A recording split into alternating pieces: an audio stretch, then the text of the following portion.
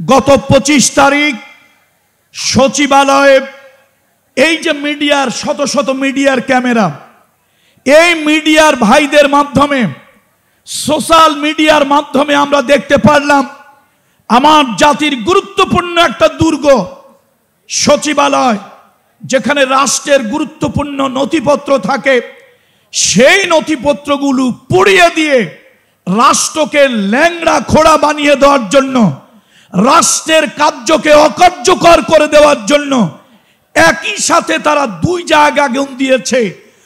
Electric short circuit যদি হয় তাহলে আগুন এক জায়গায় লাগবে, এক জায়গা থেকে ছড়িয়ে পড়বে চতুর্দিকে, কিন্তু একই সাথে ইলেকট্রিক শর্ট সার্কিট দুই দিকে আগুন একই সাথে লাগতে, তাহলে এই আগুন লাগেনি, আগুন কিছু উদ্দেশ্য প্রণোদিত কিছু শকুনেরা আগুন লাগিয়ে দিয়েছে। শোনেন, এই ক্যামেরা ছিল বলে সচিবালয় হাসিনার প্রেতাত্মারা আগুন দিয়েছে তা জানতে পেরেছি। এই ক্যামেরা মিডিয়া যদি না থাকতো তাহলে হাসিনা ইন্ডিয়ায় পালিয়ে গিয়েছে, তার প্রেতাত্মারা সচিবালয়ে বসে বসে নানান ধরনের কুটকৌশল চালাচ্ছে, তা বুঝতে পারতাম না। সুতরাং ক্যামেরা মিডিয়ার প্রয়োজন আছে।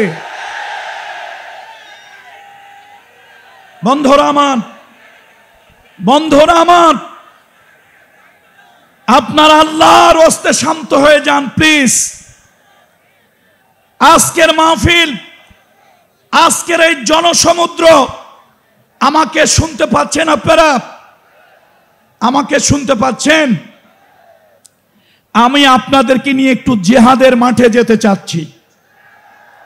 জিহাদে যাওয়ার জন্য কারা কারা প্রস্তুত? মুজাহিদেরা হাত তুলে রাখি। লিল্লাহে তাকবীর, লিল্লাহে তাকবীর। কোরআন সুন্নাহর আলো, কোরআন সুন্নাহর আলো। আপনাদেরকে নিয়ে জিহাদের ময়দানে যেতে হবে। সুতরাং আল্লাহর হস্তে আপনারা keep silent please, keep silent please. আমি সকলকে অনুরোধ করছি, আল্লাহর হস্তে মেহেরবানি করে আপনারা একটু শান্ত থাকুন। জাতির উদ্দেশ্যে আমার কিছু মেসেজ। বন্ধুরা আমার, আমরা 1947 সালে দ্বিজাতি তত্ত্বের ভিত্তিতে স্বাধীনতা লাভ করেছিলাম, কিন্তু আমাদের সেই স্বাধীনতার ভিতরে ষড়যন্ত্র ছিল। ষড়যন্ত্র কেমন?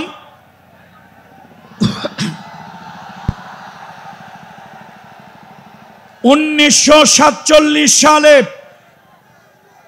আমরা দ্বিজাতি তত্ত্বের ভিত্তিতে স্বাধীনতা লাভ করলাম, কিন্তু সেই স্বাধীনতা আমরা সুফল ভোগ করতে পারলাম না। তার কারণ হলো পৃথিবীতে একটা ষড়যন্ত্রকারী জনগোষ্ঠী, ইন্ডিয়ার কিছু উগ্রবাদী জনগোষ্ঠী, ইন্ডিয়ার কিছু ষড়যন্ত্রকারী জনগোষ্ঠী আমার মুসলমানদেরকে স্বাধীনতার সুফল ভোগ করতে দেবে না বলেই তারা পাকিস্তান নামক দুইটা ভূখণ্ডে একটা দেশ তারা তৈরি করলো। দুইটা ভূখণ্ডের ভিতরে মাঝখানে, দুইটা ভূখণ্ডের মাঝখানে 1000 কিলোমিটারের ব্যবধান। আচ্ছা, আপনারাই বলেন, 1000 কিলোমিটারের ব্যবধান, মাঝখানে মই নাই, চঙ্গ নাই, রাস্তা নাই, করিডোর নাই, কোনো ধরনের টানেল নাই, তাহলে এই দুইটা দেশ কি করে একটা দেশ হয়? এটা সম্ভব নয়। এরপরে 1952 সালে আমাদের নিজের ভাষায় কথা বলাকে তারা কেড়ে নেওয়ার চেষ্টা করলো। আলহামদুলিল্লাহ, মাতৃভাষা আল্লাহর দেয়া নিয়ামত গুলোর অন্যতম শ্রেষ্ঠ একটি নিয়ামত। সেই মাতৃভাষা, মায়ের ভাষায় কথা বলার অধিকার আমরা ফিরে পেলাম। 1952 সালে আমরা রক্ত দিলাম। সেই রক্তের বিনিময় আমরা ভাষার স্বাধীনতা লাভ করলাম, অর্থাৎ আল্লাহ তাআলার মেহেরবানি রক্তের বিনিময় হলেও আমরা নিজের ভাষায় কথা বলার অধিকার ফিরে পেলাম। 1971 সালে পশ্চিমাদের শোষণ, পশ্চিমাদের শাসন, বঞ্চনা থেকে জাতিকে মুক্ত করার জন্য আমার দেশে একটা মুক্তিযুদ্ধ হলো। সেই যুদ্ধে ভারত অংশগ্রহণ করেছে তার স্বার্থে, কিন্তু এই 1971 সালের মুক্তিযুদ্ধের সকল কৃতিত্ব ভারত নিয়ে যেতে চায় এবং এই দেশের হাজার হাজার কোটি ডলারের সম্পদ যারা মুক্তিযুদ্ধে অংশগ্রহণ করে আমার দেশ থেকে চুরি করে তারা তাদের দেশে নিয়ে গিয়েছে। বন্ধুরা আমার, সেই ভারতের অগ্রাসন থেকে এখনো আমরা মুক্তি পাই নাই। পাকিস্তানিদের কবল থেকে, পাকিস্তানিদের শোষণ শাসন থেকে আমরা মুক্তি পেয়েছি ঠিক, তবে ভারতীয়দের আধিপত্য, তাদের ষড়যন্ত্র থেকে এখন পর্যন্ত আমরা মুক্ত হতে পারি নাই। আমার দেশের ভিতরে অর্থনৈতিক বৈষম্য, আমার দেশের ভিতরে পানির বৈষম্য, আমার দেশের ভিতরে চাকরির বৈষম্য, আমার দেশের ভিতরে বিডিআরের যে হত্যাকাণ্ড, আমার দেশের সোনার টুকরা আর্মি এবং বিডিআরদেরকে ষড়যন্ত্র করে তারা হত্যা করে আমার দেশের সশস্ত্র বাহিনীকে তারা দুর্বল এবং পঙ্গু বানিয়ে দিতে চেয়েছিল। শুধু তাই নয়, তাদের পক্ষ থেকে ইন্ডিয়া একজন ঘসেটি বেগম দীর্ঘ 15.5 বছর আমার দেশের স্বৈরাচারী শাসক হিসাবে আমাদের মাথার উপর ইন্ডিয়া বসিয়ে রেখেছিল।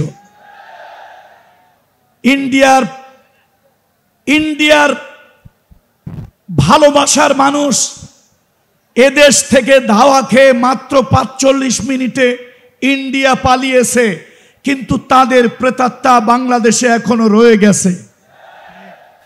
গত 25 তারিখ সচিবালয়ে এই যে মিডিয়ার শত শত মিডিয়ার ক্যামেরা, এই মিডিয়ার ভাইদের মাধ্যমে, সোশ্যাল মিডিয়ার মাধ্যমে আমরা দেখতে পারলাম আমার জাতির গুরুত্বপূর্ণ একটা দুর্গ সচিবালয়, যেখানে রাষ্ট্রের গুরুত্বপূর্ণ নথিপত্র থাকে, সেই নথিপত্রগুলো পুড়িয়ে দিয়ে রাষ্ট্রকে ল্যাংড়া খোড়া বানিয়ে দেওয়ার জন্য, রাষ্ট্রের কার্যকে অকার্যকর করে দেওয়ার জন্য একই সাথে তারা 2 জায়গা আগুন দিয়েছে। ইলেকট্রিক শর্ট সার্কিট যদি হয় তাহলে আগুন এক জায়গায় লাগবে, এক জায়গা থেকে ছড়িয়ে পড়বে চতুর্দিকে, কিন্তু একই সাথে ইলেকট্রিক শর্ট সার্কিট 2 দিকে আগুন একই সাথে লাগতে, তাহলে এই আগুন লাগেনি, আগুন কিছু উদ্দেশ্য প্রণোদিত কিছু শকুনেরা আগুন লাগিয়ে দিয়েছে। সুতরাং আপনারা কিন্তু, দেশ এখনো পুরোপুরি স্বাধীন হয় নাই। আমার দেশের আর্মি, আমার দেশের র্যাব, আমার দেশের পুলিশ প্রশাসন তারা চেষ্টা করতেছে, কিন্তু আওয়ামী লীগের অথবা সেই স্বৈরাচারীর পতিত সরকারের 2-4টা দোসর তো এখনো আছে। ভাইরা আমার, শয়তান যেরকম মরে নাই, শয়তানের চেলারাও দুনিয়া থেকে এখনো বিদায় হয় নাই। সুতরাং ষড়যন্ত্র ছিল, ষড়যন্ত্র আছে, ষড়যন্ত্র থাকবে। এই ষড়যন্ত্রের মোকাবেলা করে আমাদেরকে সামনের দিকে এগিয়ে যেতে হবে। বলুন ইনশাআল্লাহ। থেকে তেলাওয়াত করেছি, আল্লাহ তাআলা কোরআনুল কারীমের ভিতরে ইরশাদ করেছেন, ইউরিদুনা আন ইউতফিউ নূরাল্লাহি বিআফওয়াহিহিম। আল্লাহ তাআলা বলেন, বাতিলেরা, ইসলাম বিদ্বেষী শক্তিরা তাদের মুখের ফুৎকার দিয়ে আল্লাহর দ্বীনকে তারা নিভায় দিতে চায়, আল্লাহর দ্বীনকে তারা দুনিয়া থেকে মিটায় দিতে চায়। ওয়া ইয়াবাল্লাহু ইল্লা আন ইউতিম্মা নূরাহু। আর আল্লাহ তো কেবল চান তার দিন সারা দুনিয়ায় ছড়িয়ে পড়ুক। আল্লাহ চায় তার দিন সারা দুনিয়ায় বিজয়ী হোক। ওয়ালাউ কারিহাল কাফিরুন, কাফেরদের কাছে যতই অপছন্দ লাগুক। হুয়াল্লাযী আরসালা রাসূলাহু, আল্লাহ তাআলা তিনি তার রাসূলকে প্রেরণ করেছেন বিল হুদা, সত্য হেদায়েত দিয়ে, অদীনিল হক, সত্য ধর্ম সহকারে, লিইউযহিরাহু আলাদ দীন কুল্লি, এই দুনিয়ায় যত বাদ মতবাদ আছে সব বাদ মতবাদের উপরে দ্বীনকে বিজয় করার জন্য আল্লাহ তাআলা সত্য দাওয়াত, সত্য ধর্ম দিয়ে, সত্য দাওয়াত দিয়ে রাসূল সাল্লাল্লাহু আলাইহি ওয়াসাল্লামকে আল্লাহ তাআলা পাঠিয়েছেন। আর এই দিন বিজয়ী হবে ওয়ালাউ কারিহাল মুশরিকুন, যদিও তা মুশরিকদের কাছে অপছন্দ লাগে। আজকে সারা দুনিয়ায় মুসলিম মিল্লাতের ভিতরে এক নব জাগরণ আসতেছে। আমাদের নতুন জেনারেশন ইসলামের দিকে ঝুঁকে পড়তেছে। এদেশের তাগুত বাতিল শক্তি এটা কোনোভাবেই মেনে নিতে পারছে না। তাম দুনিয়ার মুসলমানদেরকে, যুব সমাজকে দিন থেকে দূরে রাখার জন্য, দিন থেকে মাহরুম রাখার জন্য, তাদেরকে ইসলাম থেকে অন্য মতাদর্শের দিকে ঝুঁকিয়ে দেওয়ার জন্য তাম দুনিয়ার বাতিল শক্তিগুলি নানান ধরনের চক্রান্ত, নানান ধরনের ষড়যন্ত্র তারা করতেছে। এই ষড়যন্ত্রের মোকাবেলায়, এই চক্রান্তের মোকাবেলায় আমাদেরকে দিন ইসলামকে বিজয়ী করতেই হবে। কথা ঠিক কিনা বলুন? দিন ইসলামের বিজয় আমরা কারা কারা চাই?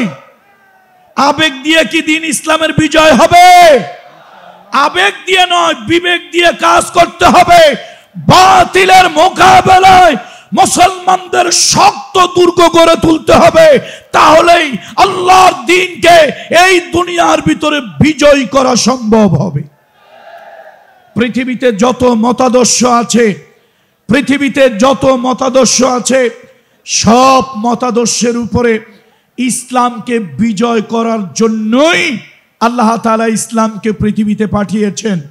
আল্লাহ তাআলা ইসলামকে দিয়েছেন। দুনিয়ার রাসূলুল্লাহ সাল্লাল্লাহু আলাইহি ওয়াসাল্লামকে দ্বীন ইসলাম দিয়েছেন সকল মতবাদ, সকল মতাদর্শের উপরে বিজয় করানোর জন্য। দুর্ভাগ্য, খোলাফায়ে রাশেদার পরে সারা দুনিয়ায় মুসলমানদের শাসন ব্যবস্থা যেখানে ছিল সেটাও বাতিলেরা বিতর্কিত করার চেষ্টা করেছে, এবং এর ফলশ্রুতিতে ওসমানী খেলাফতের মাধ্যমে সারা দুনিয়ায় মুসলিম খেলাফতের বিলুপ্ত হয়েছে। আবার নতুন করে সময় এসেছে, আমরা স্বপ্ন দেখতেছি সালাউদ্দিন আইয়ুবী আমাদের ভিতরে আবার আসুক, তিতুমির আবার আসুক, হাজী শরিয়াতুল্লাহ আসুক, হাজী ইমদাদুল্লাহ মুহাজির মক্কি আসুক, শাহ ওয়ালিউল্লাহ মুহাদ্দিস দেহলভী আবার আমাদের ভিতরে আসুক। একটা নব জাগরণ তৈরি হোক। সারা দুনিয়া, আগামীর দুনিয়া যেন ইসলামের দুনিয়া হয়। আমরা যেন তার মুজাহিদ হিসাবে, সৈনিক হিসাবে যেন কাজ করতে পারি। বন্ধুরা আমার, যদি আমাদেরকে ইসলাম বিজয়ী করতে হয় তাহলে ভূমিকা যুবকদেরকে নিতে হবে। ভূমিকা কাদেরকে নিতে হবে? জোরে বলেন, ভূমিকা কাদেরকে নিতে হবে? যুব সমাজকে ভূমিকা নিতে হবে। আজকে এই জনসমুদ্রের দিকে তাকায় দেখেন, বুড়া মানুষ বেশি না জুয়ান মানুষ বেশি? যুবক মানুষেরা বেশি। আমাদের দরকার 2024 সালের 36 জুলাই, দ্যাট মিনস 5ই আগস্ট, জাতির প্রেক্ষাপট পরিবর্তন কারা করেছে? বুড়া মানুষ না যুবকেরা? দেখেন না, বড় বড় দলগুলি তারা দীর্ঘদিন চেষ্টা করেও কিছু পারে নাই।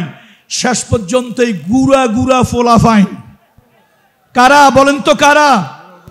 এই গুড়া গুড়া ফোলাফাইন, এই গুড়া গুড়া ফোলাফাইন দিয়ে আল্লাহ তাআলা জাতিকে একটা বিজয় দিয়ে দিল।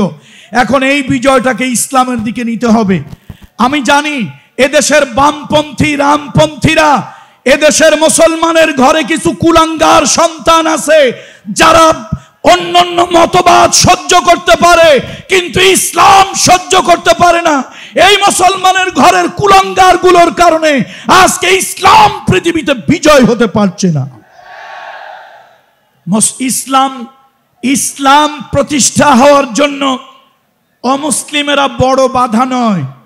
ইসলাম প্রতিষ্ঠার জন্য মুসলমানের ঘরের কিছু সন্তান হচ্ছে সব থেকে বড় বাধা, বড় প্রতিকূলতা। সুতরাং আজকে এই মাহফিল থেকে, আজকের এই মাহফিলে যেন শোডাউন না হয়, আজকের মাহফিল যেন শুধু শোডাউন না হয়, আজকের মাহফিল যেন একটা মেসেজ, একটা বার্তা নিয়ে যেন যার যার বাড়ি ফিরে যায়। আমরা প্রত্যেকে নিজের অঙ্গনে দায়িত্বশীল। আলা কুল্লুকুম রাইন, আলা কুল্লুকুম রাইন ওয়া কুল্লুকুম মাসউলুন আন রাইয়াতিহি। তোমরা প্রত্যেকেই নিজ নিজ জায়গায় একজন দায়িত্বশীল, একজন অভিভাবক। প্রত্যেকের নিজ নিজ জায়গার অভিভাবকত্ব সম্পর্কে আল্লাহ সুবহানাহু ওয়া তাআলা কিয়ামতের আদালতে, আল্লাহর আদালতে, কিয়ামতের ময়দানে আল্লাহ তাআলা জিজ্ঞেস করবেন। সুতরাং আজকের মাহফিলে বাংলাদেশের বিভিন্ন জায়গা থেকে, বিভিন্ন প্রান্ত থেকে যেই সকল কিশোর তরুণ যুবক বন্ধুরা আসছেন, যদি দিন কায়েমের সংগ্রাম প্রয়োজন হয়, এদেশের আলেম ওলামারা কোরআনের রাজ কায়েমের জন্য আপনাদেরকে যদি আহ্বান করে, সেই আহ্বানে কারা কারা সাড়া দিতে রাজি আছেন? হাত উঁচু করে দেখায়। লিল্লাহে তাকবীর, লিল্লাহে তাকবীর। বন্ধুরা আমার, বন্ধুরা আমার, আমার দেশে বিভিন্ন ধর্মের লোক এই বাংলাদেশে আছে। এই বাংলাদেশে হিন্দু আছে, বৌদ্ধ আছে, খ্রিস্টান আছে, কিছু মাইনরিটি জনগোষ্ঠী আছে। আমরা তাদের উদ্দেশ্যে বলতে চাই, আজকের এই মিডিয়াকে সামনে রেখে, ইসলাম প্রতিষ্ঠা হলে এ দেশের মেজরিটি পার্সেন্ট নাগরিক মুসলমান, তাদের জন্য যদি ইসলাম রাষ্ট্রীয়ভাবে প্রতিষ্ঠা হয়, কোরআনের আইন যদি কোনো এই সমাজে কায়েম হয়ে যায়, তাহলে আমি বলবো সব থেকে বেশি উপকৃত হবেন আমার অমুসলিম ভাই বোন বন্ধুরা। তারা সব থেকে বেশি উপকৃত হবেন, তারা নিরাপত্তা লাভ করবেন। এদেশের আলিয়া মাদ্রাসা বলেন, কওমি মাদ্রাসা বলেন, জামাত ইসলামী বলেন, হেফাজতে ইসলামী বলেন, এদেশের সংকটময় সময় অমুসলিমদের নিরাপত্তা দেওয়ার জন্য, অমুসলিম ভাই বোনদের জান মাল ইজ্জতের হেফাজতের জন্য এদেশের ইসলামী দলগুলি, এদেশের আলেম ওলামা, এদেশের আলিয়া কওমি মাদ্রাসাগুলি আগে গিয়ে এসেছে। জোর বলুন ঠিক কিনা? সুতরাং ইসলাম প্রতিষ্ঠা যদি হয়, কোরআনের রাজ যদি কায়েম হয়, অমুসলিম ভাই বোনদেরকে মিডিয়ার মাধ্যমে জানিয়ে দিতে চাই, আপনারা সব থেকে বেশি নাগরিক অধিকার ভোগ করবেন, মানবিক অধিকার ভোগ করবেন। আল মুসলিমু মান সালিমান নাস, আল মুসলিমু মান সালিমান নাস মিন লিসানিহি ওয়া ইয়াদিহি। আল্লাহ নবী বলেছেন, সেই লোকটা মুসলমান যার হাত এবং জিহ্বা থেকে অন্য মানুষ নিরাপদ থাকে।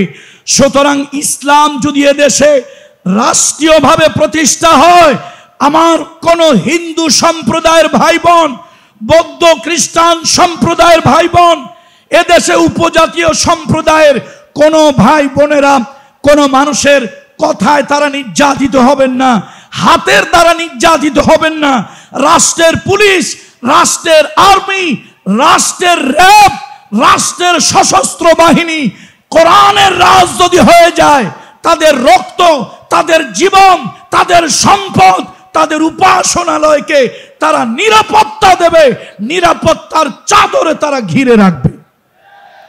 আমরা আপনাদেরকে দয়া করতে চাই না। আজকে মিডিয়ার মাধ্যমে বাংলাদেশের নাগরিক সকল অমুসলিম ভাই বোনদেরকে বলি, আমরা আপনাদের উপরে দয়া, অনুগ্রহ, করুণা করতে চাই না। অজুহাত ঝুঁকায় দেয় নানান ধরনের কথা বলে। সুতরাং আমি আজকের এই পেকুয়ার মাহফিলের মাধ্যমে আমি বলবো, আবেগ দিয়ে আর কাজ হবে না। এ জাতিকে শান্তি দিতে হলে, চোরের হাত থেকে রক্ষা করতে হলে, ডাকাতের হাত থেকে জাতিকে রক্ষা করতে হলে, এদেশে অর্থ পাচারকারীদের হাত থেকে জাতিকে মুক্ত করতে হলে, হিন্দু, বৌদ্ধ, খ্রিস্টান, মুসলমানদেরকে শান্তি, নিরাপত্তা দিতে হলে আল্লাহর কোরআনের আইন, ইসলামের বিধান ছাড়া অন্য আর কোনো রাস্তা নাই। জোরে বলেন ঠিক কিনা? সুতরাং আমরা এই জাতির নিরাপত্তা চাই, শান্তি চাই, কল্যাণ চাই। দেখেন না, চোরেরা পাচার করবিত কর লক্ষ কোটি কোটি টাকা বিদেশে এক চোর পাচার করেছে হাজার হাজার কোটি টাকা, হাজার হাজার কোটি টাকা। কোরআনের শাসন যদি থাকতো, এই চোরেরা কি এত টাকা পাচার করতে পারত? এত টাকা পাচার করা সম্ভব হতো? এত টাকা পাচার করা সম্ভব হতো না। এত টাকা পাচার করা সম্ভব হতো না। কোরআনের বিধান না থাকার কারণে, হকের বিধান না থাকার কারণে, সত্য প্রতিষ্ঠা না থাকার কারণে এই জালিমেরা দেশের মানুষের অধিকার নিয়ে সিনেমিনি খেলতে সাহস পায়। আমার কথা হলো, কোরআনের আইন চলবে। কোরআনের আইন যদি চলে, নাগরিক তার নাগরিক অধিকার পাবে। রাষ্ট্রের একজন সাধারণ গরিব হিন্দু, রাষ্ট্রের একজন সাধারণ গরিব খ্রিস্টান, রাষ্ট্রের একজন সাধারণ গরিব উপজাতি, সে তার নাগরিক অধিকার পাবে। তার কারণ হলো, কোরআনের আইন যদি প্রতিষ্ঠা হয়, কোরআনের রাজ যদি প্রতিষ্ঠা হয়, কোরআন জানিয়েছে ওয়া আকসিতু ইন্নাল্লাহা ইউহিব্বুল মুকসিতিন, ওয়া আকসিতু ইন্নাল্লাহা ইউহিব্বুল মুকসিতিন। সুবিচার করো, সুবিচার করো, ন্যায় বিচার করো, ইনসাফ করো। আল্লাহ তাআলা সুবিচারকে, ন্যায় বিচারকে, ইনসাফকে পছন্দ করেন। আল্লাহ তাআলা সুবিচার, নাগরিক তার নাগরিক অধিকার পাবে না যখন তার দেশের ভিতরে সুবিচার না থাকবে। বন্ধুরা আমার, দলীয়করণ, আত্মীয়করণ ইসলামে নাই। মুহাম্মদুর রাসূলুল্লাহ সাল্লাল্লাহু আলাইহি সাল্লাম মদিনায় একটা রাষ্ট্র প্রতিষ্ঠা করলেন। আল্লাহর হাবিবের একজন সাহাবী নবীজির কাছে এসে বলল, ইয়া রাসূলুল্লাহ, আপনি মদিনায় রাষ্ট্র, ইসলামী রাষ্ট্র প্রতিষ্ঠা করেছেন, এই রাষ্ট্রে আমাকে একটা চাকরি প্রদান করুন। আল্লাহ রাসূল ফাদরাবা আলা মানকিবি, নবীজি তার ঘাড়ের উপরে থাপ্পড় মারলেন। আর নবীজি রাগ হয়ে বললেন, ইন্নাহা লা আমানাতুন, শোনো, এটা একটা আমানত। রাষ্ট্রের চাকরি, রাষ্ট্রের দায়িত্ব একটা আমানত। এই আমানত যার তার কাছে দেওয়া যায় না, সেই ব্যক্তির কাছে রাষ্ট্রের আমানত দেওয়া যায় না। আজকে দুর্ভাগ্য, রাষ্ট্র যখন যারা চালান, তারা দলীয়করণ, আত্মীয়করণ, স্বজন প্রীতি এমন ভাবে করে যে রাষ্ট্রের বড় বড় গুরুত্বপূর্ণ পদের ভিতরে কিছু অযোগ্য, অথর্ব, অকর্মণ্য কিছু লোকজন রাষ্ট্রের উঁচু উঁচু পদে, তারা সব পদগুলি দখল করে নেয়। বন্ধুরা আমার, রাসূলুল্লাহ সাল্লাল্লাহু আলাইহি ওয়াসাল্লাম আল্লাহ নবীর কাছে, নবীজি যখন মদিনা ইসলামী স্টেট প্রতিষ্ঠা করলেন, একটা কল্যাণময় রাষ্ট্রের ভিত্তি যখন স্থাপন করলেন, তখন রাসূলুল্লাহর কাছে যেই সাহাবীরা চাকরি চেয়েছিল, আল্লাহ নবীর কাছে যারা চাকরি চেয়েছিল, রাসূলুল্লাহ তাদেরকে সবাইকে যোগ্য মনে করেন নাই, চাকরি দেন নাই। আল্লাহ নবী বলেছেন, শোনো, কিয়ামতের ময়দানে রাষ্ট্রের এই দায়িত্বটা যদি ঠিকভাবে আদায় করতে না পারো, আল্লাহর আদালতে খেয়ানতকারী হিসাবে, কিয়ামতে বিচার দিবসে খেয়ানতকারী হিসাবে উঠবে। আর রাষ্ট্রের গুরুত্বপূর্ণ দায়িত্ব পেয়ে যারা জনগণের দায়িত্ব ঠিকমতো আদায় করবে না, রাষ্ট্রের দায়িত্ব, ডিউটি ঠিকমতো পালন করবে না, এই লোকগুলোকে কিয়ামতের দিন গাদ্দার বলা হবে। লিকুল্লি গাদ্দারুন লিয়াউন, প্রত্যেক গাদ্দারের জন্য একটা পতাকা থাকবে। আর এই পতাকাগুলি আমি বলি না, রহমতের নবী মুহাম্মদ রাসূলুল্লাহ বলেছেন, কিয়ামতের ময়দানে রাষ্ট্রের চাকরি করে জনগণের অধিকার যারা আদায় করবে না, বিশেষ দলীয় এজেন্ডা বাস্তবায়নের জন্য জনগণের উপরে নির্যাতনের স্টিম রুলার চালাবে, রাষ্ট্রের সম্পদ যারা তসরুপ করবে, রাষ্ট্রের সম্পদ যারা চুরি করবে, আমি বলি না, রহমতের নবীর হাদিস, কিয়ামতের দিনে এদেরকে গাদ্দার বলা হবে। কি বলা হবে বলেন? আওয়াজ দিয়ে বলেন, কি বলা হবে? গাদ্দার বলা হবে। বলেন, কি বলা হবে? গাদ্দার বলা হবে। লিকুল্লি গাদ্দারিন লিওয়াউন, প্রত্যেক গাদ্দারের জন্য একটা পতাকা থাকবে। আর লোকেরা দাঁড়িয়ে দাঁড়িয়ে দূর থেকে বলবে, হাদা গাদ্দারুন ফুলানুন, হাদা গাদ্দারুন ফুলানুন, এ হলো অমুক গাদ্দার, অমুক গাদ্দারের পতাকা। এই সব গাদ্দারগুলি, আপনি রাষ্ট্রের এমপি হন, রাষ্ট্রের মন্ত্রী হন, রাষ্ট্রের ডিসি হন, রাষ্ট্রের ওসি হন, রাষ্ট্রের এসপি হন, রাষ্ট্রের যে কোনো দায়িত্বে আপনি আসেন, সে দায়িত্ব আপনার উপরে আমানত, সে দায়িত্ব আপনার উপরে আমানত। আল্লাহ দয়া করে দিয়েছে জনগণের সেবা করার জন্য। আপনি যদি আদালতের বিচারক হন, আপনার বাহিরের চর্মচোখ অন্ধ থাকবে, আপনার অন্তরের চক্ষু প্রখর থাকবে। সে অন্তরের দৃষ্টি দিয়ে আপনি দেখবেন, অন্তরের দৃষ্টি দিয়ে দেখে আপনি বিচার করবেন। আপনি বাহ্যিক চোখ দিয়ে দেখবেন না, কে কালো কে ফর্সা এইটা দেখবেন না, কে আপন কে পর এইটা দেখবেন না। আপনি যখন রাষ্ট্রের বিচারক হবেন, আপনার চর্মচোখ অন্ধ থাকবে, অন্তর্দৃষ্টি প্রখর থাকবে, এবং সেই অন্তর্দৃষ্টি দিয়ে দেখে এরপরে আপনি বিচার ফয়সালা করবেন। সুতরাং আসুন, আমরা একটা কল্যাণময় রাষ্ট্র চাই, আমরা একটা কল্যাণময় রাষ্ট্র চাই। এই জেনারেশন, নতুন যারা দেশ স্বাধীন করলো, তাদেরকে কি বলা হয়? তাদেরকে কি বলা হয়? জেন জি নাকি জেনারেশন জি? এই জেন জি জেড, তাদেরকে আমি বলি, আপনারা তো দেশ স্বাধীনের জন্য 1000-এর উপরে নতুন প্রজন্ম আপনারা জীবন দিয়েছেন। 1 লক্ষ যারা চোখ হারিয়েছে, পা হারিয়েছে, আহত হয়েছে, মারাত্মকভাবে আহত হয়েছে, এই জনগোষ্ঠীকে আমি বলবো, জনতাকে বলবো, দুনিয়ার জন্য আপনারা রক্ত দিলেন, জীবন দিলেন। আসুন, সত্য প্রতিষ্ঠার জন্য, ন্যায় প্রতিষ্ঠার জন্য, ইনসাফ প্রতিষ্ঠার জন্য, হক প্রতিষ্ঠার জন্য, কল্যাণময় রাষ্ট্র গঠন করার জন্য, যেই রাষ্ট্রে গরিব আর ধনীর ব্যবধান থাকবে না, যেই রাষ্ট্রে হিন্দু বৌদ্ধ খ্রিস্টান মুসলমান কোনো ব্যক্তি নাগরিক হিসাবে তার ধর্মীয় বিবেচনায় সে বিবেচিত হবে না, সে মানুষ হিসাবে বিবেচিত হবে, নাগরিক হিসাবে বিবেচিত হবে, এমন একটা কল্যাণময় ইসলামী রাষ্ট্র করার জন্য আবার যদি আন্দোলন করা লাগে, আবার যদি লাঠি ধরা লাগে, আবার যদি মাঠে নামা লাগে, সত্যের জন্য, হকের জন্য, দিন বিজয়ের জন্য, ইসলামী খেলাফত, ইসলামী রাষ্ট্র প্রতিষ্ঠার জন্য, হিন্দু বৌদ্ধ খ্রিস্টান মুসলমান সকল নাগরিকের মানবিক নাগরিক অধিকার ফিরিয়ে দেওয়ার জন্য কারা কারা জিহাদে শরীক হতে রাজি আছি? হাত উঁচু করে রাখুন, হাত উঁচু করে রাখুন,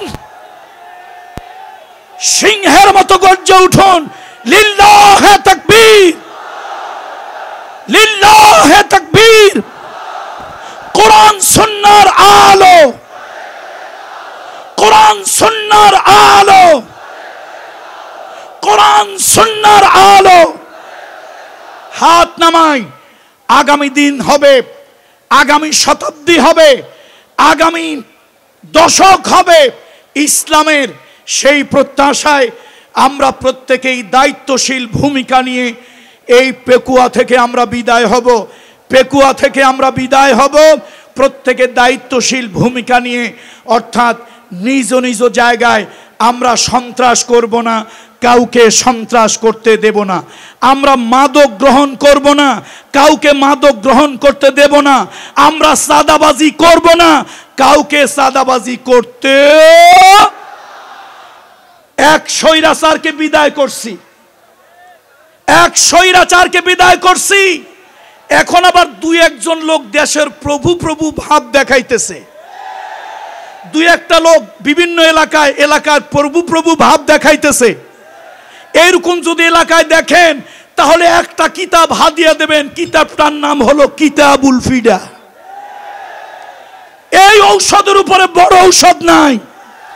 আমরা 15 বছরের ডিক্টেটর স্বৈরাচারীকে হটিয়েছি, মামু বাড়ি দিল্লি পাঠিয়ে দিয়েছি। এই দেশে সবাই আমরা ভাই ভাই, সবাই আমরা বন্ধু, সবাই আমরা নাগরিক। কেউ যদি জাতির উপরে প্রভু প্রভু ভাব দেখায় ওদেরকে ঠ্যাঙ্গাইয়া 15 মিনিটের ভিতরে বঙ্গোপসাগরে পাঠাবো ইনশাআল্লাহ।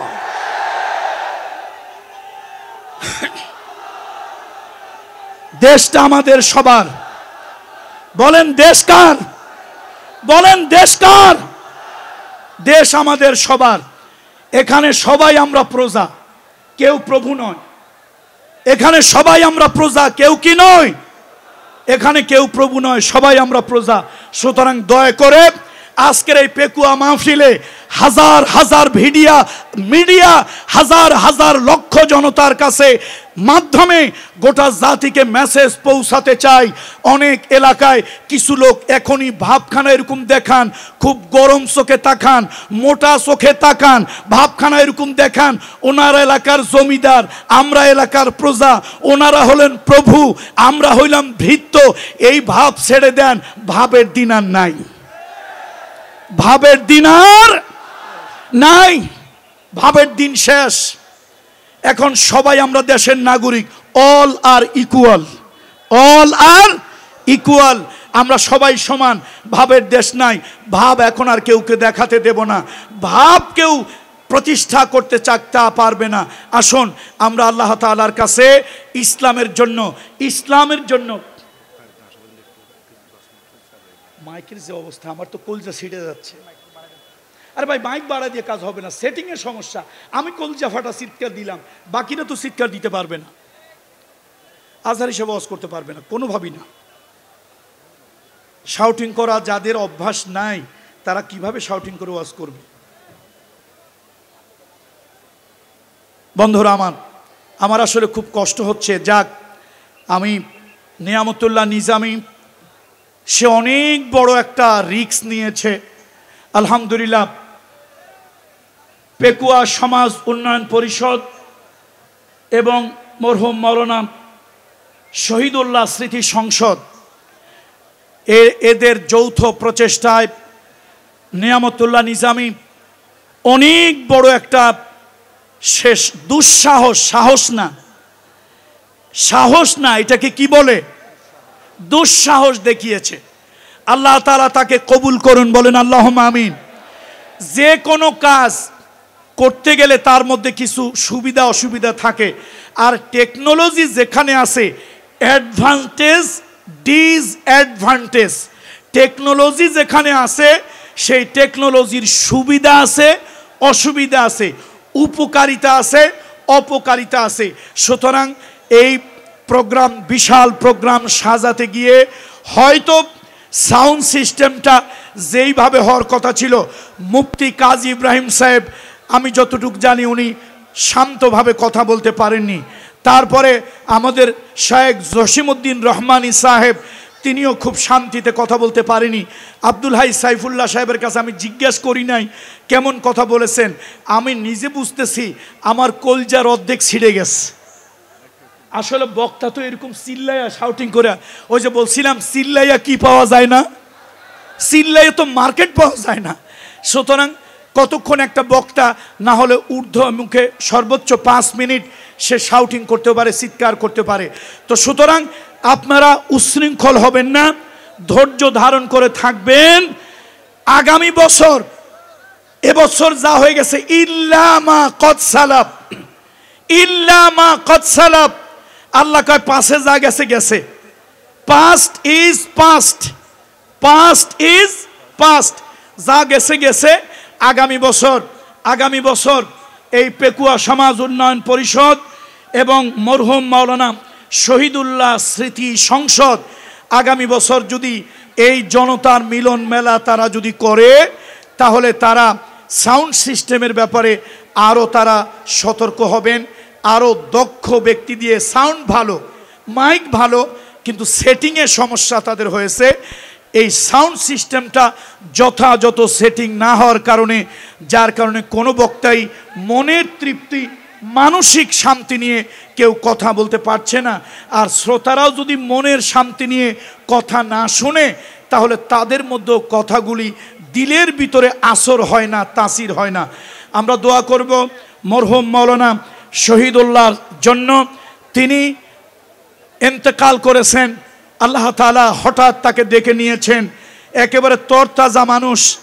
আমার সাথে আমি এসেছিলাম, আমাকে তিনি মেহমানদারি করিয়েছেন, আমার সাথে অনেক গল্প করেছেন। কিন্তু সেই তরতাজা মানুষটা হঠাৎ আল্লাহ তাআলার ইচ্ছা, ইযা জাআ আজালুহুম লা ইস্তাখিরুনা সাআতাও ওয়ালা ইস্তাকদিমুন। আল্লাহ যখন কারো মৃত্যুর জন্য সময় নির্ধারণ করে রাখে, এক মুহূর্ত আগেও হয় না, এক মুহূর্ত পরেও হয় না, এক সেকেন্ড আগেও হবে না, এক সেকেন্ড পরেও হবে না।